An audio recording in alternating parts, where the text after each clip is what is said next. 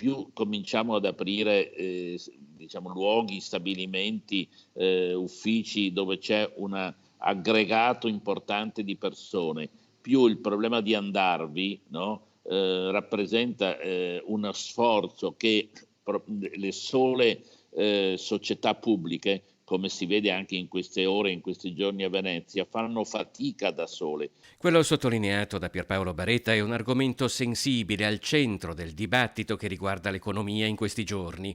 Qualsiasi piano di riapertura dopo il lockdown di aziende e imprese per contrastare la diffusione del contagio da Covid-19 non può prescindere dal considerare anche come e in quali condizioni di sicurezza per la salute le persone raggiungano il posto di lavoro. Soprattutto a Venezia il problema si pone perché si intreccia sia la parte di terraferma che la parte di acqua. La mia opinione è che è necessario che l'azienda e i sindacati costruiscano rapidissimamente un piano di gestione degli orari morti e degli orari di punta, ma anche il comune deve fare la sua parte. Noi dobbiamo garantire sia come Stato da un lato, ma tutti, anche la regione e gli enti locali, che le loro concessioni o le risorse che ricevono restino in questo caso all'azienda. Dunque, secondo Baretta è necessario un piano ad ampio raggio nel quale devono essere coinvolti molteplici soggetti.